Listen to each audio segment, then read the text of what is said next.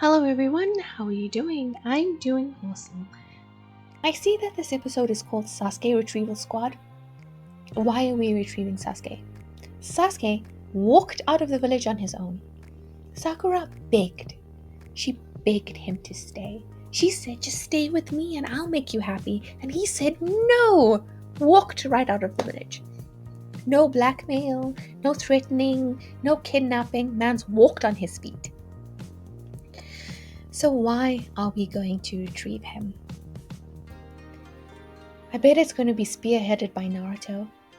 I wonder how Kakashi is going to feel. Does Tsunade care about Sasuke? I wonder. If it was Sarutobi Sensei, I could see him wanting to go after Sasuke, but she's got no investment. But let me stop speculating. Let's just watch and see what happens. These two ninja who I recognize but haven't quite caught the names of yet find Sakura on the bench and wake her up. She tells them what Sasuke did and they tell Tsunade, and she immediately thinks of Orochimaru's promise to destroy the Leaf Village, and this is why I like her. Gotta keep your eye on the danger. So this makes sense to me. I see now why getting Sasuke back would be important. It's not about him leaving, it's about him going to Orochimaru and what Orochimaru might do with him. And then she says their names, and I was just wondering about that.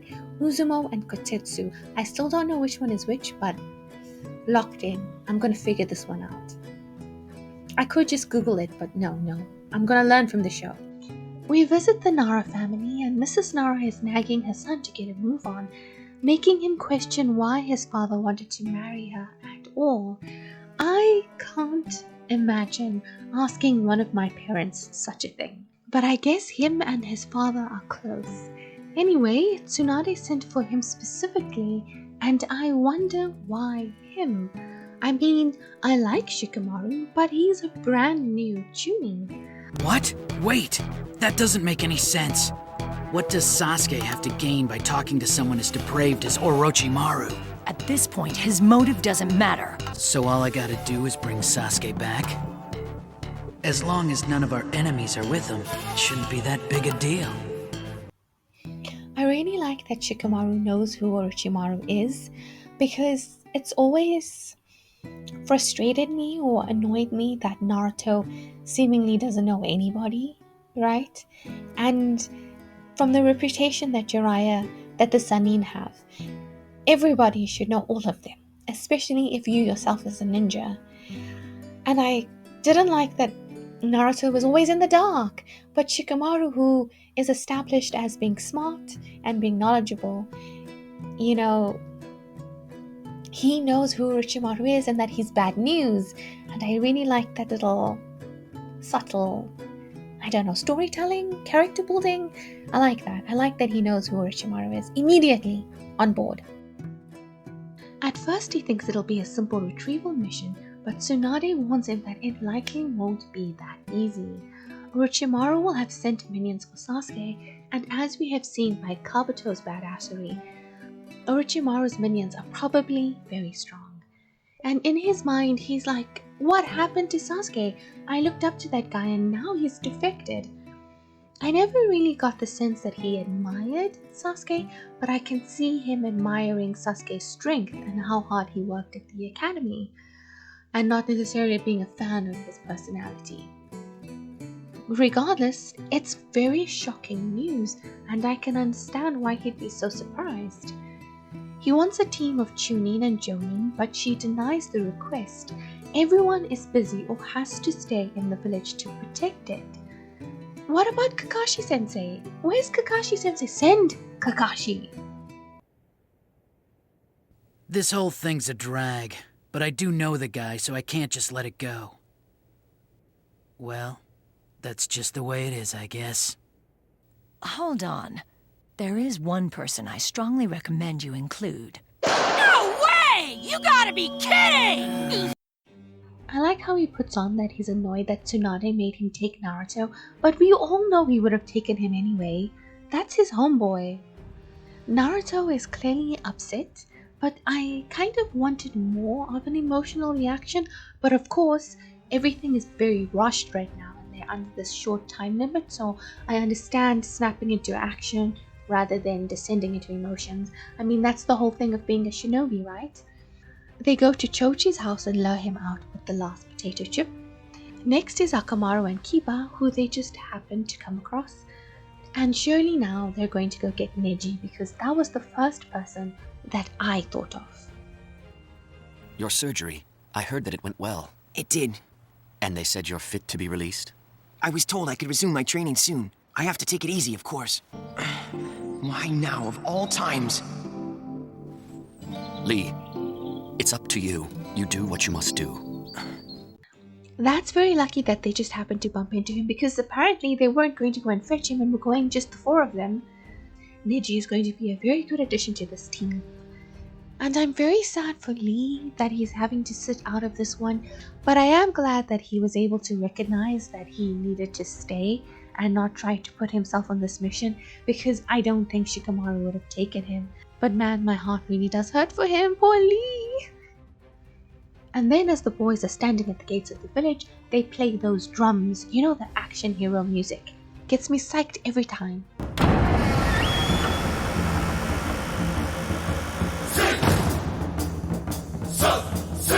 The boys question Shikamaru's authority, but he stands up for himself, and Choji has his back too. They're all calling this a rescue mission, and I feel like none of them, and of course there hasn't been much time, but it hasn't truly sunk in that Sasuke chose to leave. They're not rescuing him, they're retrieving him, right? They're the ones kidnapping him. I don't know how they're going to get Sasuke to leave with them, or how they'll get him to stay in the Leaf Village.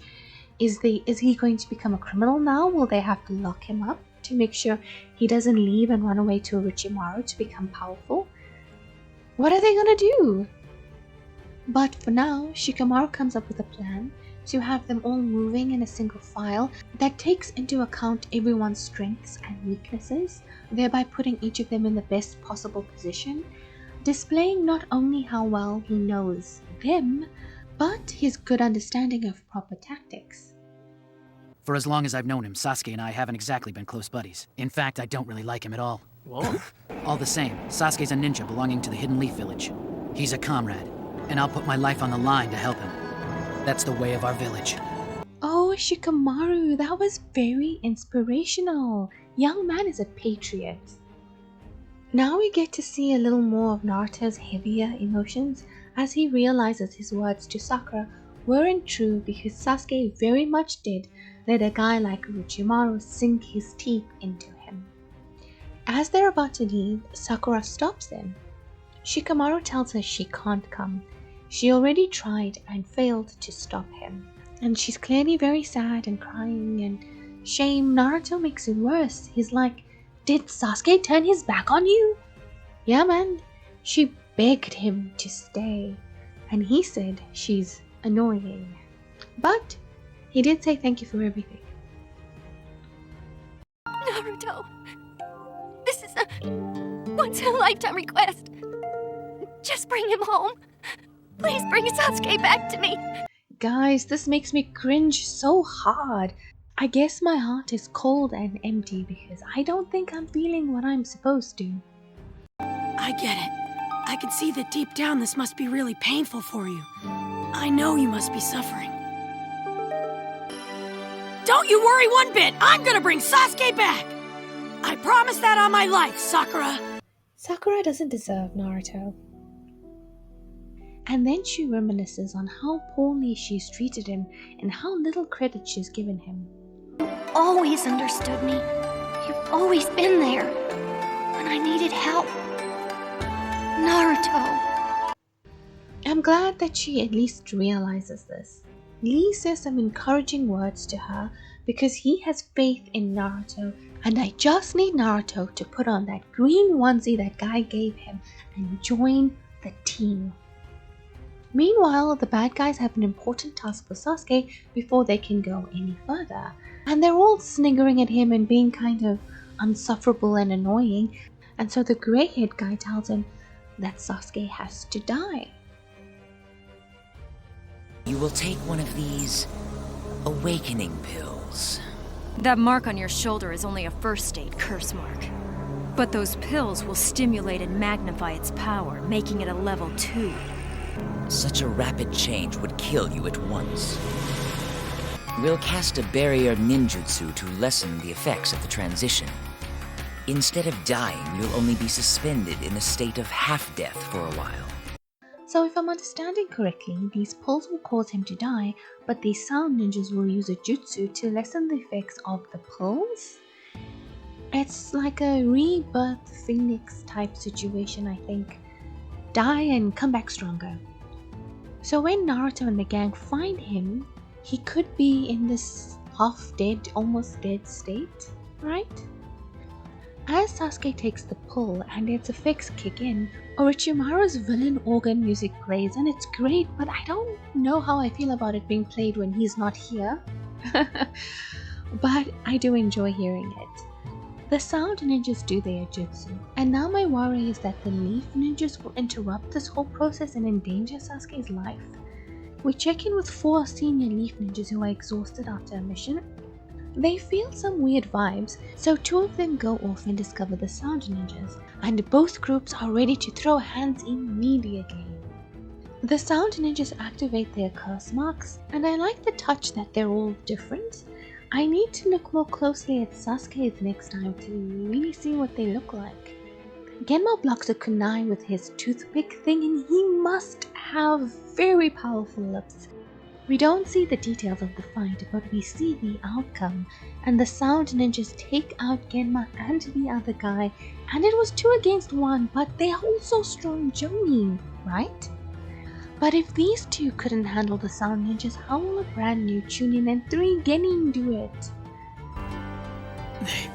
They were using jutsu beyond the powers of mere shinobi. If you go after them, you'll only be killed.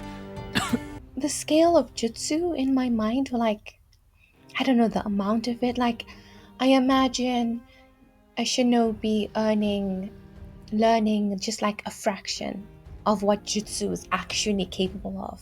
So maybe an average shinobi, not an average shinobi, maybe like a jonin would learn like 70% of it. But then there's this 30% that is in the hidden scrolls or something that nobody learns or that nobody even thinks to learn. Like, there's certain levels of violence, like a nuclear bomb, right?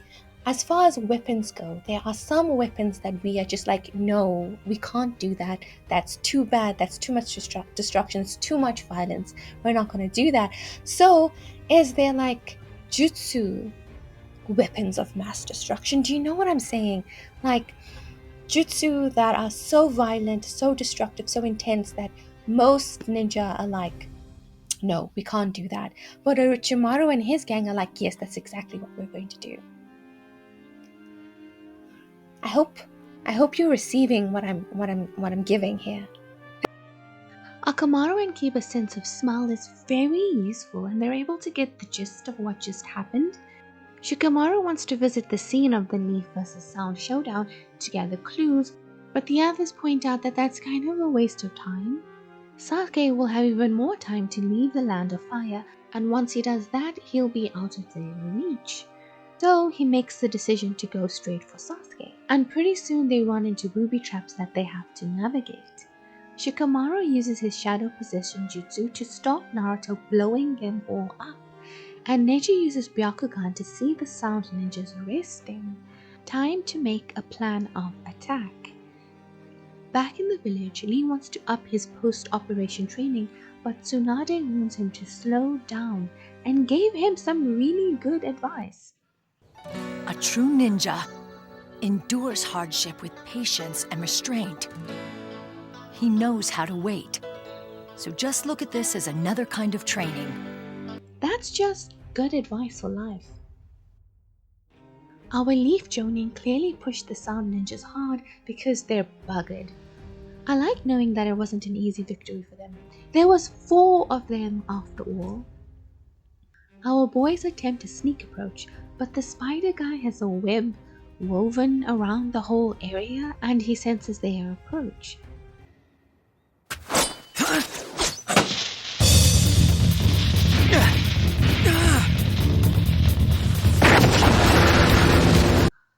Oh dear. The explosion sends them right to the feet of the enemy.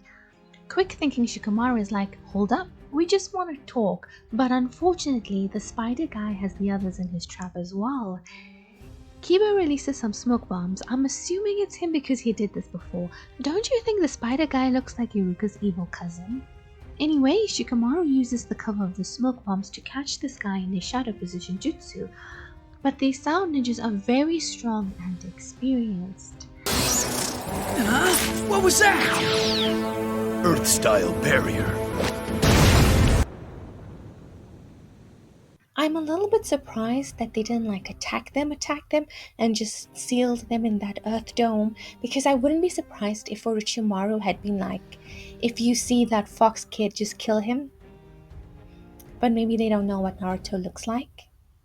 And also they are tired from their fight with Genma and that other guy, so maybe they don't want to start something when they don't know how it's going to go. That makes sense. Also, that guy with the head thing, very creepy. I don't like it. So now the big guy calls dibs on the squad, and what does that mean? What is he going to do with them? And Naruto is busy pounding on the wall saying, let us out, like that's something his opponents would actually do. Kiba goes beast mode to force his way through the wall, and it doesn't work, and it even heals itself. That is a very strong wall, and I suspect there's more to it than meets the eye. Luckily for them, they have someone on their team with extra special eyes.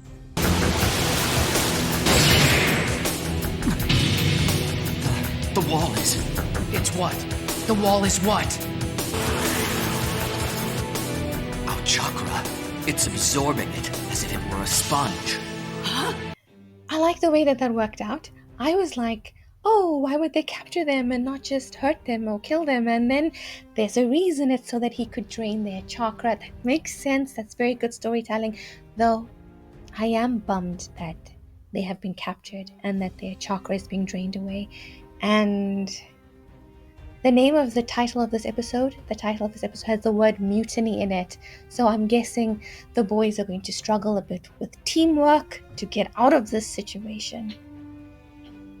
The boys are becoming weaker and weaker, and something needs to be done. Kiba and Akamaru keep trying to brute force their way out, but nothing is working. Just as I was thinking Naruto should use the Rasengan, he tries and is unable to summon enough chakra and energy. Or are energy and chakra basically synonyms? Shikamaru attempts to bargain, saying some outrageous things that imply he's out for himself only and not the others. I can't believe how quickly his teammates believed Shikamaru would betray them. Ninjas should be well trained in deceit and capable of using whatever means necessary to achieve their objectives. Also, another funny moment from Naruto. Oh, come on. Listen, how about you just let me go and keep the others? That does it, Shikamaru, you dirty little traitor! Let's take this outside! Just you and me! What do you mean, take this outside? How are you gonna do that, you idiot? We're trapped in here. What'd you call me? I called you an idiot! That's what I thought you said! Shikamaru assumes his thinking pose, and Choji begins eating some chips, and I wonder if for him, this is like the same thing. Neji suggests that their only hope is a taijutsu strong enough to destroy the wall in one go. Shikamaru returns from his mind palace, and his cool-ass music starts playing, and I bet he has something good up his sleeve. Did you just stand here? Neji, I need you to focus those eyes of yours on the wall directly behind you and directly behind Choji. Kiba, are you up for trying to put another dent in the wall behind Choji? Well, sure, I guess. Kiba makes a series of dents in the wall, and Neji is able to see a weak spot using his Byakugan. Shikamaru has been monitoring the wall's behavior this entire time, and he only said all of that stuff to the sound guy to provoke a response in order to tell his position. And here we thought Choji was stuffing his face again. when he was really just trying to replenish his chakra. And now it's Choji's turn to attack the wall, and finally we have success. They get out, and Shikamaru and Choji have a nice moment. Well, Choji, there's no other way of saying it. That was awesome. Because the true power is friendship and having faith in your comrades. I really like how that whole situation resolved. I like that there's a character whose superpower is being very smart. Like, I really like how they do Shikamaru's character, and that he's someone who uses everybody else's strengths very well, because sometimes you just need that mastermind guy. Cool, man. But they're very tired now. Are they going to be able to fight this big guy? Or any of the other sound ninjas for that matter? But there's no need for speculation when I can just watch the next episode. Kiba and Naruto recklessly charge the sound ninja. Neji warns them not to, and Kiba says, "How strong can he be? We just busted through his barrier." My guy, just doing that was no easy task. And it wasn't even you or Naruto who did it. Tunneling bang! Shuttle clone down! Get a load of this, you gorilla! And what were they expecting was going to happen when they just charged in like that without giving it a moment's thought?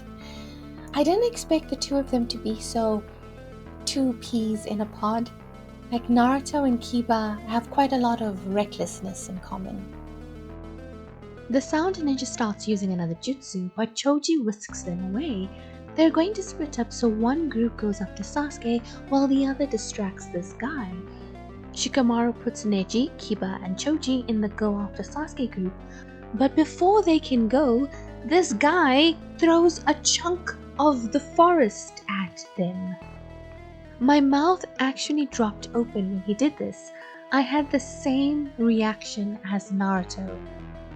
The sound ninja flings Shikamaru like a rag doll, and Choji breaks his fall. To my surprise, Choji decides that he will be the one to take on this guy on his own. And I think he stands up like this because this guy insulted not just Shikamaru's leadership, but his intelligence as well, and Choji cannot stand for this blasphemy. He gives Shikamaru a bag of food balls so that they can replenish themselves and tells them to get going. First, the green spinach pill. Get out of my way, you joke! And he takes a spinach pill just like Popeye. Guys, remember Popeye? When was the last time I thought about Popeye? Popeye the Sailor Man, ooh. And just like Popeye, he is now super strong. He convinces Shikamaru to leave him and go after Sasuke. He's gotta prove this guy wrong.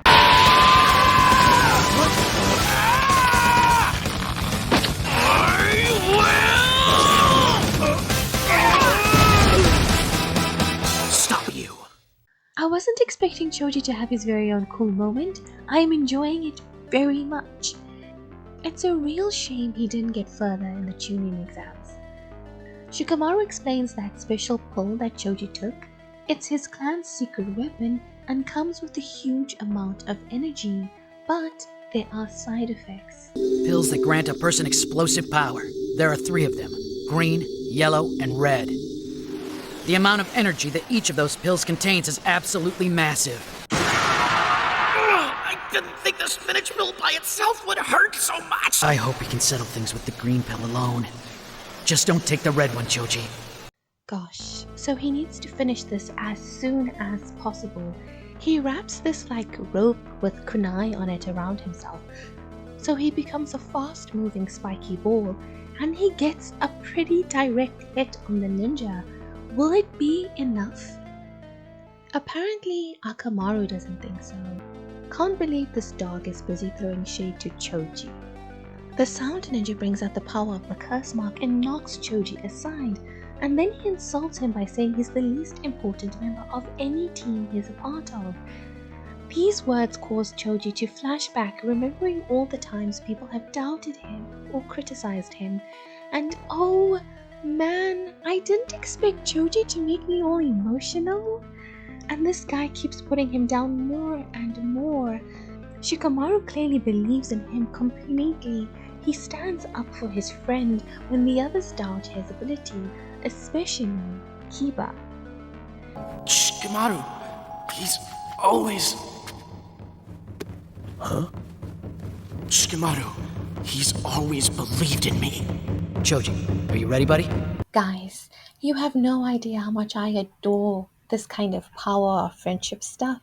I love when a character is able to rise to new levels because of the faith that somebody else has in them. Like, Choji respects Shikamaru so much that if Shikamaru believes in him, then there must be something to believe in, right? I love that kind of stuff. He believes I really am strong. That's why he trusted me to handle this myself! Partial expansion jutsu!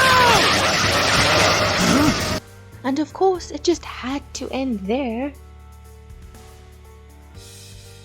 Choji uses this expansion jutsu to get the guy on the ropes, pushing him further and further back, and then he expands his entire body to squash the guy. He's like a giant in this state, almost the size of Chief Toad. I remember his father used this technique when the village was under attack.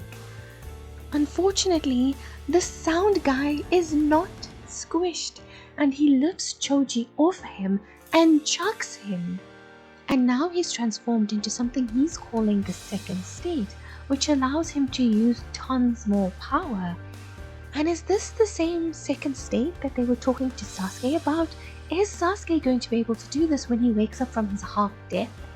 Choji is feeling the effects of the curry pull and struggling to move. He has a flashback of being so bad at hide-and-go-seek that the other kids no longer want to play with him and tell him that any team he's on will be the losing team. This is very cruel and unfair, and he also is very bad at finding a hiding spot. Orochimaru's music is playing again, and the sound ninja begins drawing out Choji's chakra, finding that there isn't much left. As he's standing over Choji, he finds his packet of chips and eats the last one. Which, remember, Choji never lets anyone have the last chip. And this guy ate the last one, and Choji is unable to move. In the past, we see the children refusing to play with Choji, and Shikamaru tries to force him to be included, but it doesn't work. He goes to his father, who offers him some solid advice. None of those boys have as kind a heart as you do. Someday you'll have a group of real friends who see that quality inside you and respect you for it. You'll find friends who believe in you, who trust you with their lives. Cherish those friends, Choji. That's some solid advice from Papa Akamichi. In the present, Shikamaru has so much faith in his friend that he's marking the way so he can find them when he's done with his fight.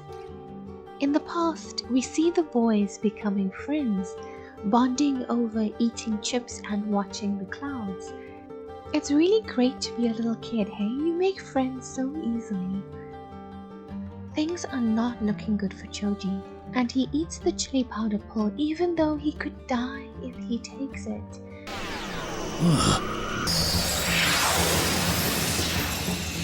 Slamming boulder! Don't even try. Because now I'm 100 times stronger than before! Choji? Is that you? And he's got butterfly wings now? I didn't expect him to have like a level up or a powered up version that had wings. It's very beautiful. Oh, that's nice that Choji has a beautiful power, but I am worried that he's going to put himself into a similar situation as Lee, where he pushes himself too hard and does such extensive damage to his body that it can't easily be recovered from. But this episode has done very well at building the emotional stakes, so go Choji! That's strike I gave you was for eating the last bite of my favorite snack. But when you insult my best friend, I will obliterate you! Guys, you see? The power of friendship.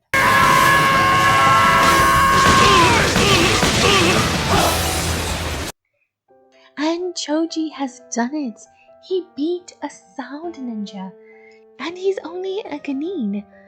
But seeing how thin his body has become really emphasizes the toll that third pull must have taken on his body. A pretty blue butterfly comes to him and leads him to the sign his friends left for him. Hurry up, Slowpoke. And now he knows what good friends he has and that he's an important part of the team too. Emotion overwhelms him and he collapses. It appears that he's unconscious, maybe dead. Shikamaru senses something that makes him very concerned. Perhaps the disappearance of Choji's chakra? But that doesn't mean that he's dead. What's the matter?